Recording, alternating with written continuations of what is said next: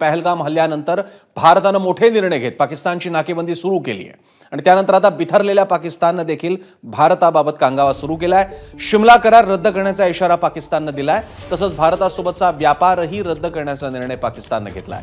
याशिवाय भारतीय विमानांसाठी पाकिस्तानची हवाई हद्द बंद करण्यात आली आहे, ज्याचा अर्थ असा की यापुढे भारतातून जाणारी विमानं जी यापूर्वी युरोप किंवा आदी तत्सम देशांमध्ये जाताना पाकिस्तानी हवाई हद्दीतून जात होती त्यांच्यासाठी तो प्रवेश बंद असेल। आपण पाहूयात ग्राफिक्सद्वारे प्रमुख मुद्दे। भारतासोबत सुरू असलेला व्यापार आता पाकिस्तान बंद करत आहे। भारताच्या माध्यमातून इतर कोणत्याही देशासोबत व्यापार केला जाणार नाही। भारतीयांचा सार्क व्हिसा रद्द केला जाणार। भारतीय उच्चायुक्तालयातील लष्कर सल्लागारांना भारतात परतावं लागणार। वाघा अटारी बॉर्डर सुद्धा आता बंद केली जाणार। इस्लामाबादमधील भारतीय राजनैतिक अधिकाऱ्यांची संख्या 30 वर आणली जाणार। भारतीय विमानांसाठी पाकिस्तानी हवाई क्षेत्र यापुढे बंद असेल। सोमेश कोलगे आपले प्रतिनिधी अधिक माहिती देत आहेत। सोमेश,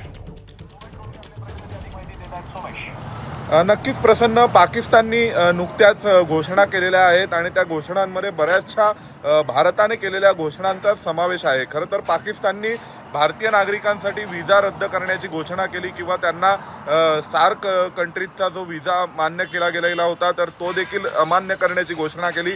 पण त्यापूर्वी जवळपास अर्धा तास आधी भारताच्या सरकारच्या वतीने अधिकृतपणे अशी ॲडवायझरी जारी करण्यात आली होती की भारतीय नागरिकांनी पाकिस्तानला जाऊ नये, पाकिस्तानमध्ये ट्रॅव्हल करू नये आणि जे असतील त्यांनी सुद्धा परत येण्याचा विचार करावा।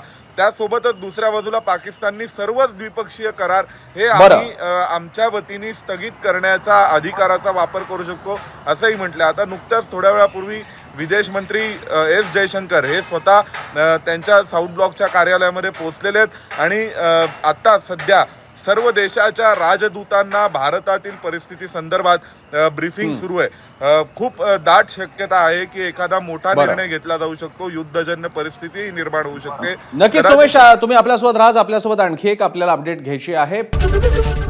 एबीपी माझा, उघडा डोळे बघा नीट।